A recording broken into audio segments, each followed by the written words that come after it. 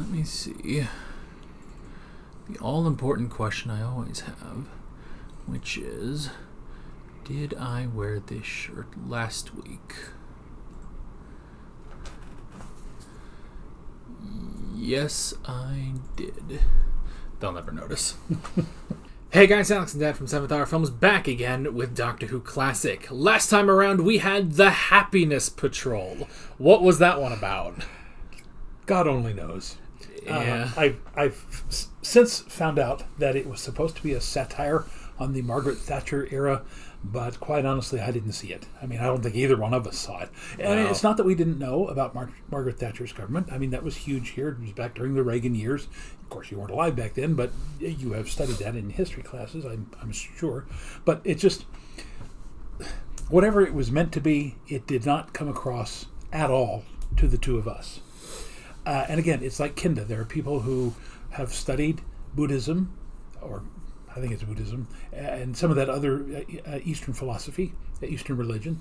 But to us, even though we've studied the basics of Hinduism and Buddhism and Taoism and all the rest, it made no sense to us. So we're not apologizing, as we were discussing just before we came on here.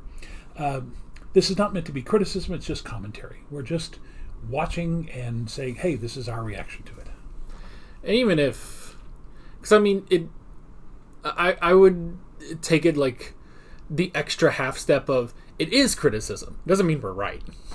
So, I don't know. It's just, I mean, even if it is a parody of Margaret Thatcher, it just wasn't that entertaining and it was all over the place. And I don't think Margaret Thatcher had a Candyman conducting her executions.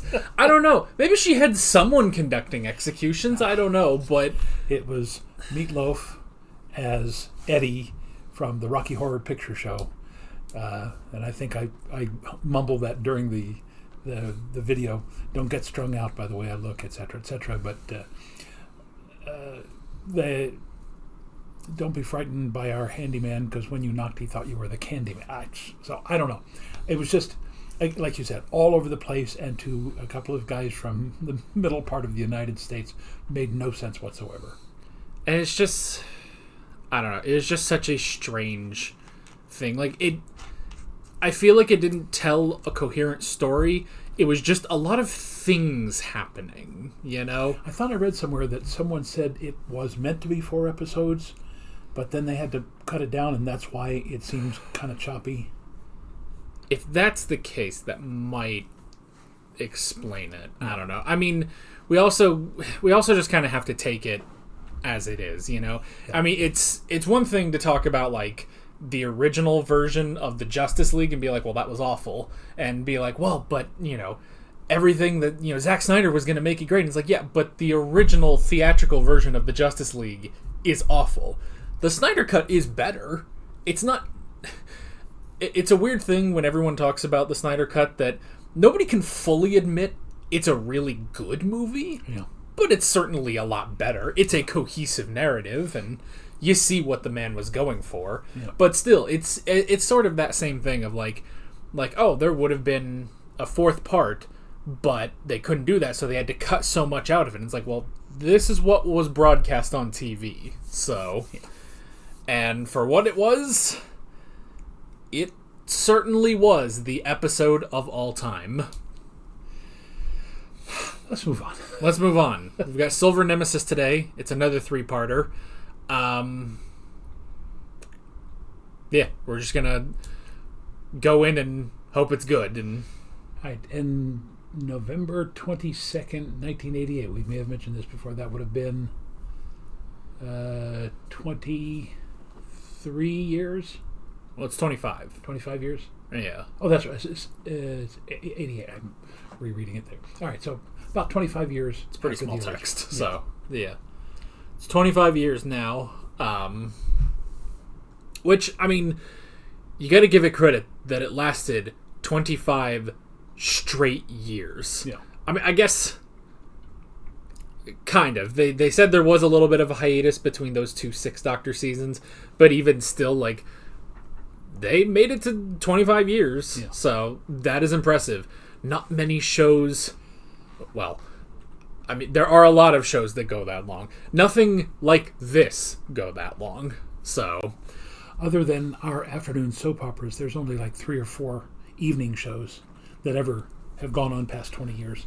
Currently, I think the leader is NCIS, but I think Gunsmoke and Bonanza, a couple of westerns from the 60s into the 70s, lasted that long. But yeah, Coronation Street, I understand, is still going, EastEnders, those sort of things. Again, what we consider the nighttime soap operas. But yeah, very few long-running shows here in the United States, so congrats to Doctor Who for literally 25 straight years. Yeah, and that's just, that's just these 25 years. Obviously, we know it goes on for so much longer with a little bit of a break in between, but still. I mean, it's impressive because even, like, not even Star Trek could really do that, Yeah. Like, it's... Doctor Who's in a weird position where... it's a mixture of Star Trek and James Bond. They keep replacing their actor like James Bond, and it goes on forever. But it's just sci-fi like Star Trek. Yeah. But yeah, even Star Trek, I mean... And how long of a break was it between the original series and the beginning of the Next Generation? The original series went off in 69, and Next Generation didn't come on until 89, I think. Yeah. And I guess, what was it, 1979 was the motion picture? 79 or 80, yeah. Yeah, so technically it wasn't even... Like, it was about a 20-year break on television, and then a 10-year break in the cinema, when you count the movies. So, but yeah, it's... Because I think I remember I was watching some podcast, and I think they were talking about Star Wars, and it's like, oh, there's really nothing that, is as old and still, relevant in the pop culture as Star Wars. And I was like, well, there's 2 things that are. A is Star Trek, which just means, you're just a Star Wars head. B, there's Doctor Who, which means you don't enjoy and suffer British culture. So, no, we enjoy it. We love. I'm an Anglophile. Having lived there for 3 years, it's what started my interest in history. So we enjoy Doctor Who, and we definitely, I mean, it's also something too that, like, Star Trek can go so long, but I don't know, I guess Star Trek doesn't really do their big anniversaries like Doctor Who does. And granted, part of that is Doctor Who has the benefit of technically it's all one show, but, like, I think the closest is, like, Star Trek Beyond, I think, because that came out in, like, 2016. I don't remember. There's actually an old review of that here on the channel if you want to go dig through the old videos. I don't recommend it, though. They weren't that great for a very long time. But anyway, but yeah, I think that might have been, like, the closest thing, and even then, there was nothing about that movie that was very anniversary-y about it. So, anywho, we're stalling for time. You got anything else? I'm just looking at the title Silver Nemesis, and of course the first thing I think of is the Fantastic Four and the Silver Surfer, who was the intergalactic herald for Galactus, the planet eater. So, and I understand that may be the plot of the new Fantastic Four movie. And maybe, look, the Fantastic Four, and this is coming from someone who really just doesn't have any knowledge of it, but from what I can see, they have all of 2 plot lines. It's either the Silver Surfer or it's Doctor Doom. Sometimes it's both, as in the case of the second Fantastic Four movie that came out years and years ago. Yeah. So, but that could be interesting. Actually, I could see they kind of did something like that, of, like, the universe being eaten, like, in a modern Doctor Who season. But that'd be interesting to have a sort of Galactus and Silver Surfer in Doctor Who. Yeah. So this probably won't be that, but anyway, we'll be interested to see what it is anyway. So let's go ahead and jump right into Silver Nemesis.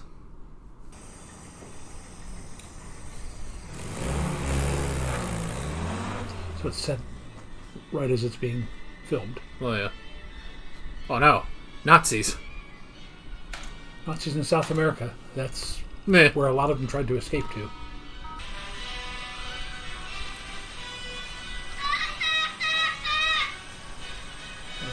Ride of the Valkyries. It's quite a mood to just sit on a deck and listen to Ride of the Valkyries. Herr Flores. Wonderful news.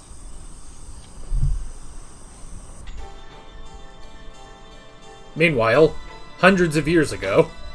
The day of fulfillment of our mighty destiny is about to dawn. Gentlemen, I give you the fourth right. Yikes. Wonderful film right about this time called The Boys from Brazil, where they tried to clone Hitler. Oh, yes, of course, when? On the 23rd day of November, in the year of our Lord, 1988.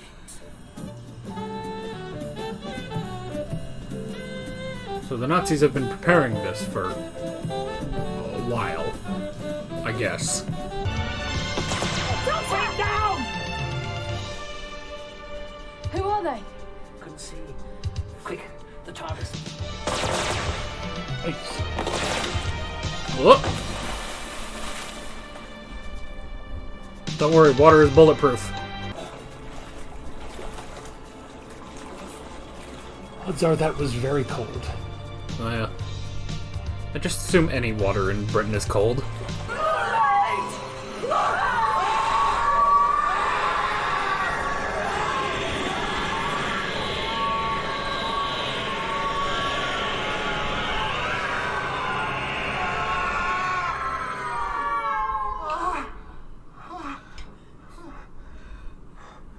Where are we, my lady?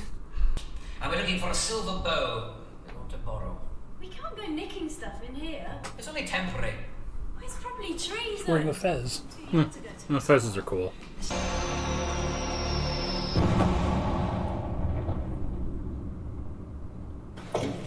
Well, it couldn't hit the broadside of that barn. No.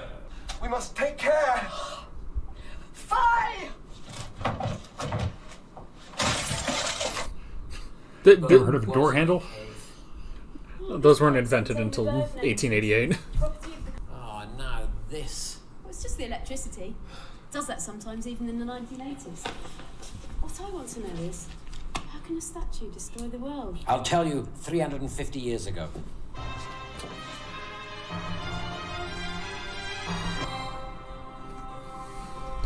This is a question of, did he already actually do it, or is he now going and he already knew he was going to do it? I have a headache. I don't know why.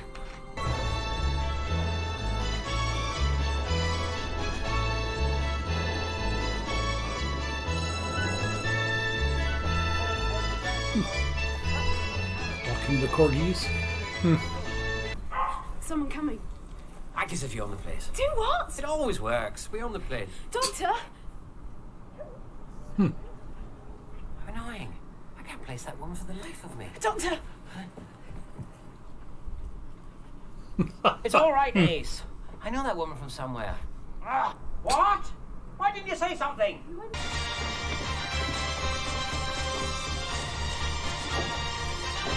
What, no unit?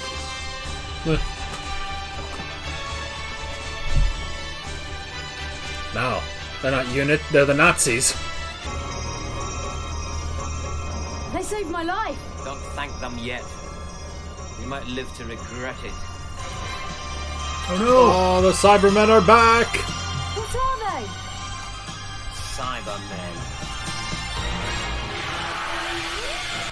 Cybermen. They're so shiny now. They're like way shinier than they used to be.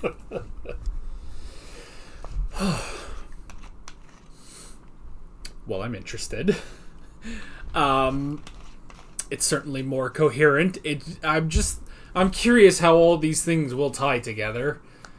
Okay. Here's my theory. Somehow the statue, with its bow and arrow, were possibly created out of a deceased or malfunctioning Cyberman. And again, because the three of them are apart, you've got the statue in the meteor, which apparently the Doctor ejected into space. And then you have the bow, which ended up somehow with the Nazis in South America, and the arrow, which ended up with Lady Painfort. Oh, yeah. That now they're going to try to get it back together. But in addition to the Nazis and Lady Painfort wanting them, the Cybermen want it back. Yeah. I mean, it's an interesting thing. This is another one of those Phantom sequel episodes where there wasn't a prior episode. It's just that this is picking up on events that have happened to the Doctor. So yeah, and for a second I was trying to think, like, okay, well, so how did the Nazis have this bow, though? And I was like, well, if anyone's gonna find some weird occult thing, it's probably gonna be the Nazis. Yes. Or Indiana Jones taking it from the Nazis. So yeah, I guess that's pretty much that. Yeah, and of course, period costumes and the set there for the 1600s was very interesting. Yeah. I like going into the future and realizing that her home at Windsor is just like a restaurant now. Like, that was funny. Alrighty, part 2. May have mentioned to you the house that we lived in when we lived in Mildenhall. The realtor told us that it had once been a pub. Oh, and the whole thing with the Queen. Apparently, the Queen was a very big fan of Doctor Who, so I'm sure she enjoyed that part.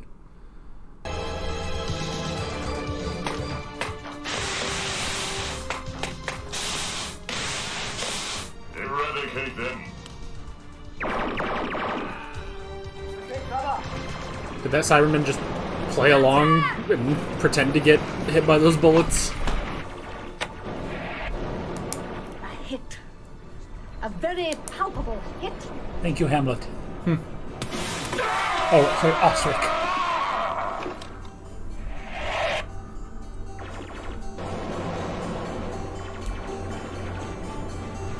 Oh, it's a golden arrow.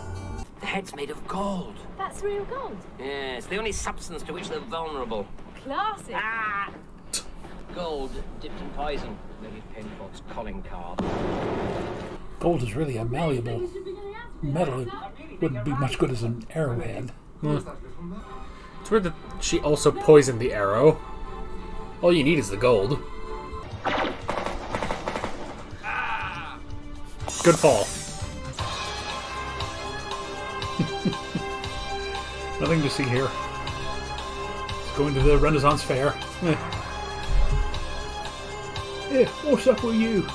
And Painfort is a simple savage, accompanied by a terrified peasant.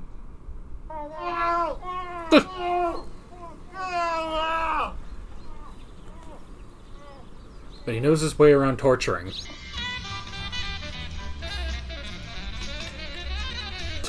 That'll keep him busy.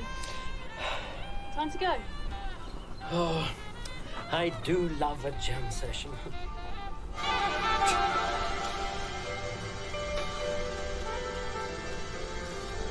Finally, interstellar radio. My lady? Of course I I thought heard they'd it. stolen their Am I clothing. deaf? It sounds like a bear, but worse. Nah, just wanted to mess with them. We're near the Nemesis. Come. The bear will not pursue us. Such things happen only in the theatre. Creatures Exit. like these. Pursued by a bear. Llamas. Meh. She will find that the crypt has weathered with age. The fact of her death will drive her insane. This is your tomb. Rather fine, is it not? But where is the statue of Nemesis? Where is it? Where? Is this the human condition of madness, leader? It is. Kill them. Why do you have to go through such lengths? You could just kill them.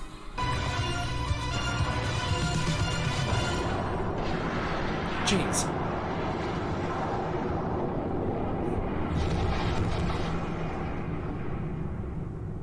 I don't think we give enough credit to how powerful Nitro 9 is. Betrayal will be fatal. We are invincible to your weapons.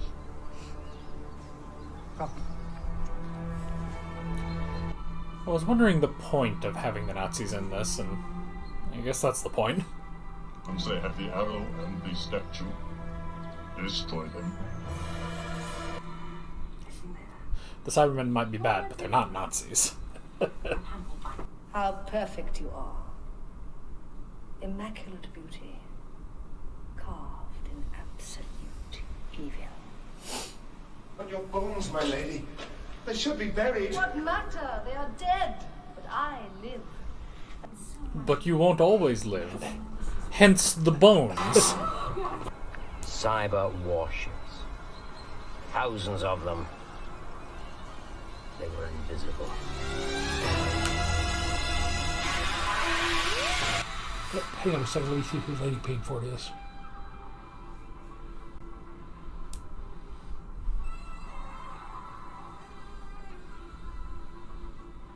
Fiona Walker. Nope. She looks familiar, but I'm thinking of a modern day actress, I think. I love that every episode has ended with, what are they? And he says, cyber something, and then cliffhanger.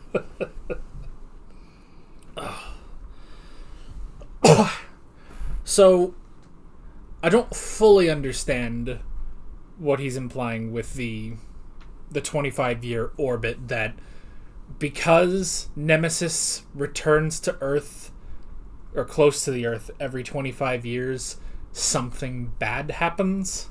That's what he was insinuating, yes. And is it always the Cybermen, or did the Cybermen kill Kennedy? Did they start World War II and annex Austria? Because that'd be a lot.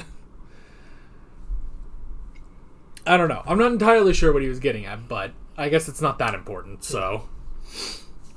Now, I will say, it's a good story. It's a tad slow-paced. Yeah. Which is weird for only being 3 parts long, but maybe if we go on the idea that the last one was cut down to 3 parts, maybe they were trying to... I don't know. Maybe not. I don't know. Maybe I'm grasping at straws on that one, but yeah, because it's like multiple moving pieces. There's 4 parties, basically. There's Lady Painfort, there's the Nazis, the Cybermen, and then the Doctor. But we're not really sure, like, I don't know, where we're getting. I mean, the closest is the statue is starting to wake up. Yes. But without the bow, it can't fully awaken. So... And the coming out of the cobwebs there was kind of reminiscent of Tomb of the Cybermen, where they broke through the ice. Yeah, so... Ear stopped up. It's weird because my ear stopped at one point during this episode. Do you think you simply walk in here and hand it over? Yes.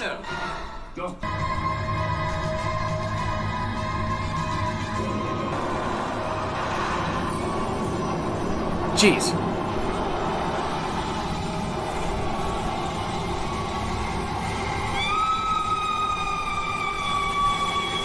Oh, that's very creepy.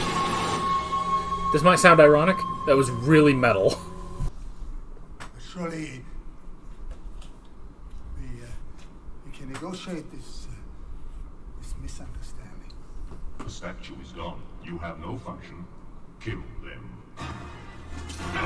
Pocket gold. Now the statue should be at any moment now. This is a perfect place for a climax.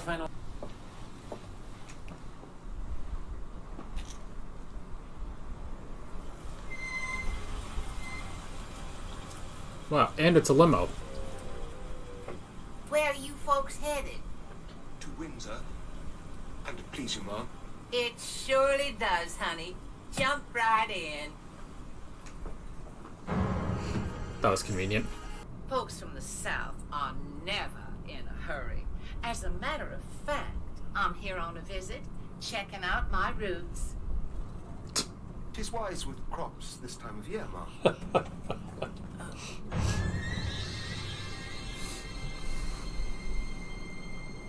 I am beautiful, am I not? Yeah, something. Yes.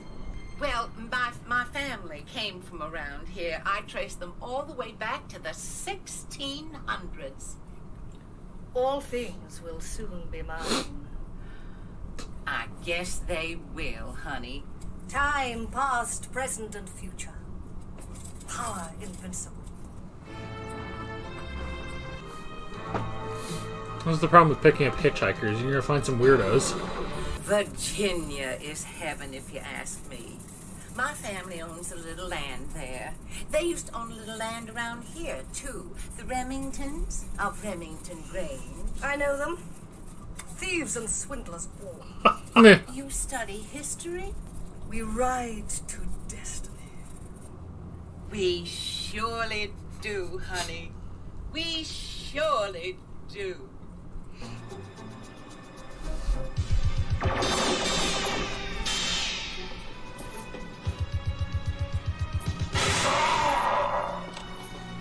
Good shot. Just like One Piece.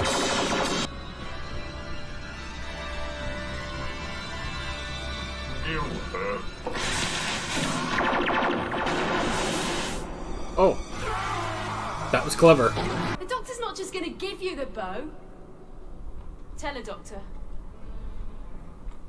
Tell her. Doctor. Have you never wondered where he came from? Who he is? Nobody knows who the Doctor is. Except me. I'm not even sure the Doctor How? knows who he is. If I give you the bow, Your power becomes mine, but your secrets remain your own. it's all over, Ace. I have the high ground. But not to you. The Cybermen will have the Nemesis. This is most rational, Doctor. But I know your secrets. But he has Very a well gun. Preparing for launching the Reyes of our fleet. The Earth will be transformed into our great planet, the new Mondas. Launch the Nemesis. Let them kill me, Doctor. Don't surrender.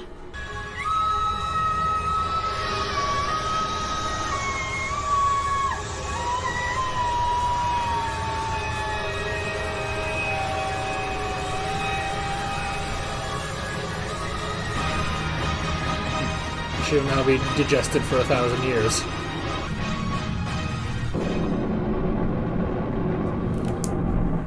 This is impossible. You gave my instructions to the statue.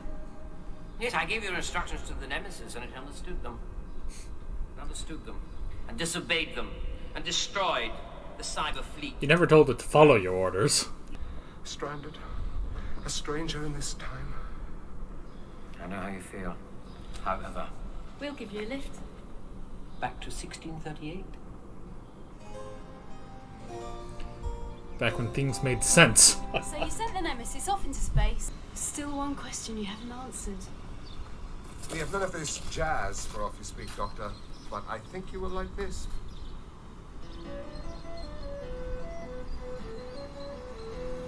Professor.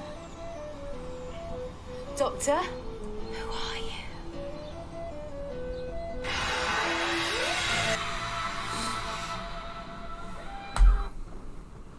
Alrighty. Is setting up next season for him to tell her about Gallifrey. I don't know. Is that the last one of the season, or is... No. Oh, there's one more. We still got one more this season, so... I don't know. Maybe they just felt like putting the question mark back at the end, so... I mean, he's filled with question marks all over his vest. Yeah. They gotta mean something. Or I guess the lack of meaning is entirely the point of the question mark. Anyhow. My overall impression was it started off very good, then kind of slowed down, and the ending made perfect sense to where it was going. It just seemed a little jumbled. It did feel like, there's 4 camps in this. They didn't fully know what to do with all 4 of those camps. Like the Doctor, this is perfect, makes sense. The Cybermen makes sense. They're the same Cybermen they've always been. splitting between Lady Painfort and the Nazis is odd, because when you really look at it, the Nazis didn't really offer anything other than the bow itself. So, and they never really explained how they got the bow. No, I mean, I guess you're just led to assume it's just one of the things that the Nazis found. Yeah. So, but I think they intimated that it had gotten to Germany, gotten back to Europe long before World War II. But I don't know for sure. Well, yeah, so... Although it could have ended up in South America. Because, again, there's a large colony of Germans in South America. There's a large colony, oddly enough, of Americans. If I recall, right after the Civil War, a lot of the people who were Confederates also moved to South America. There's a very large contingency of Americans there at that point. I don't know what happened to them, but I do remember reading that story that a lot of them escaped to South America because they thought they could get away with slavery there. I mean, I guess it's just entirely possible that that he had the bow at the end of World War II and took it with him to South America. Yeah. So, but yeah, they never fully explain that. You're just supposed to assume, well, how do the Nazis have this? Well, the Nazis had everything, pretty much. If they could steal it, they could. But yeah, it seems like, especially just because of the way it's formatted, it's like, I don't know if having 4 different camps in this was a good idea. Like, you probably could have cut the Nazis. Honestly, I don't know. Could you have cut Lady Painfort? I don't know. I mean, she was much better, much more interesting than the Nazis. I think, but it's not that I disagree with you. The 4 does seem kind of... I think the problem here was, unlike some previous episodes where they had multiple storylines going on, they went long distances with each one. Like, you spend 5 to 10 minutes with one group, and then you're going, oh, wait a minute, what happened to the doctor? Oh, here he is. And instead of, like we've seen before, doing 2 or 3 minutes of one, then cutting to the next one, so that the story seems to be moving faster, even though it's really only cutting back and forth quicker to keep you interested in all 4 of the storylines.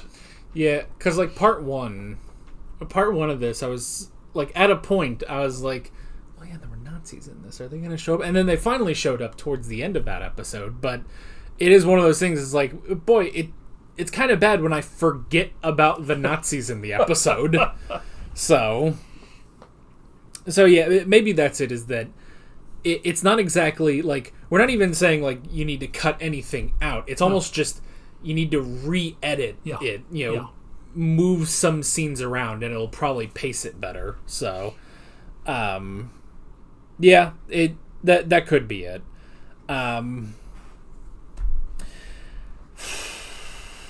As for the other stuff, so, I mean, I don't fully understand the statue. So the statue is from Gallifrey, specifically, and it's one of the things created at the beginning of Time Lord Society by Omega and Rassilon. Somehow, I mean, I guess it ended up on Earth in the 1600s, upon which the Doctor flung it into space, and it came back every 25 years due to its orbit of the Earth, and every 25 years from the 1600s to 1988, something bad happened. And then finally, 1988, it crashes on Earth, upon which somehow the Cybermen figured out about it and wanted to take it to transform. I mean, I guess it makes sense. They found out about this. I guess if anything, it's really just a terraforming device. And so they wanted to take it and terraform Earth into a new Mondas. which I'm assuming is just like if you took a globe and you spray painted it with chrome and then you turned it upside down, because that's essentially what Mondas was. So now, just a couple of minor things here.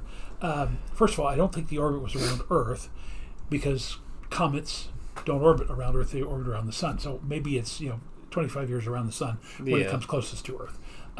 Secondly, the use of the word comet. It's not a comet. A comet is a gigantic ball of ice.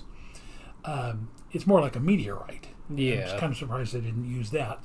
So again, that's just minor stuff. Again, it's got the makings of a really good story. I think, like we were saying, I think just it needs to be re-edited. I think it just needs to be a little faster paced. Yeah. But again, I always love any historical references.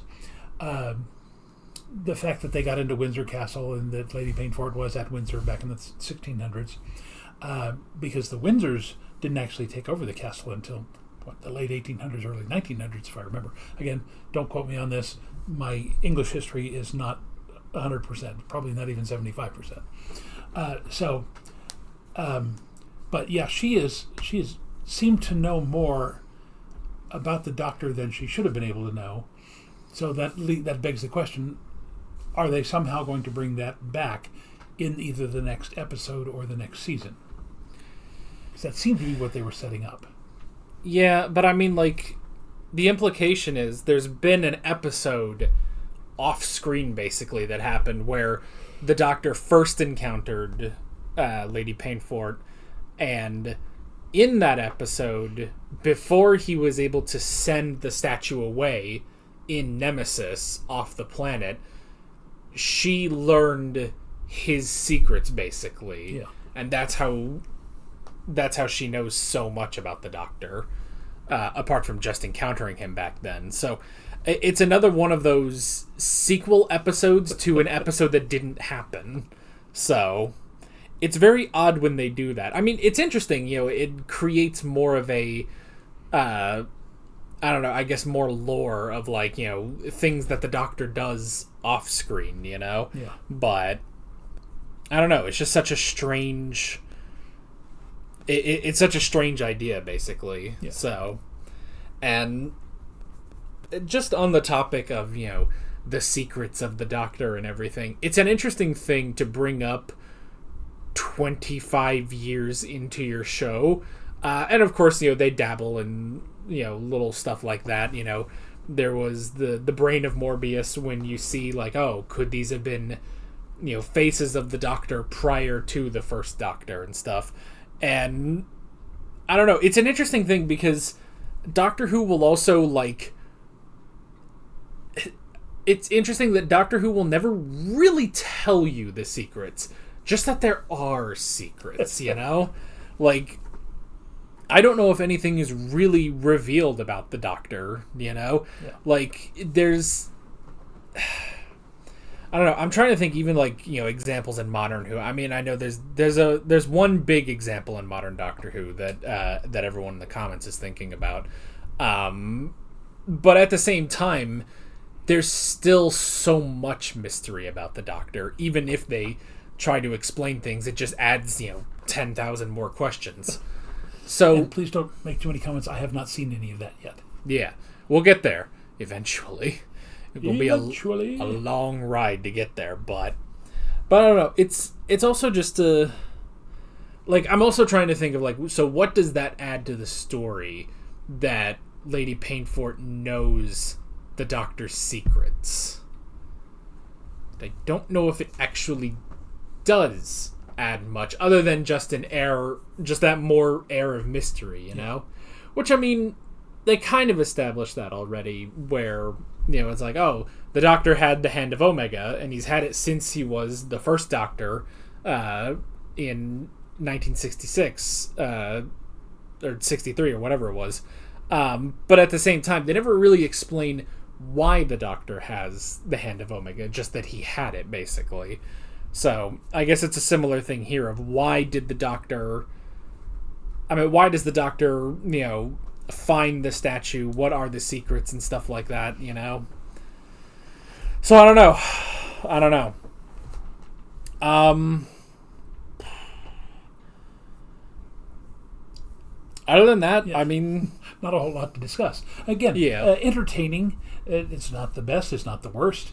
But what it does leave you with is the question of where are they going to go with this? If they're going to go with this, are they going to then follow up on this questioning of the Doctor's true identity? Yeah. So, and even just with this episode, we talk about the pacing and the editing and stuff. I mean, it is still good just when they have a moment of, the Doctor and Ace just, jamming their signal with some saxophone melodies, with some jazz. It's like, at the very least, like, the two of them are so good that's still interesting. Yeah. So, even if the pacing is kind of weird, like, all of that still really held up.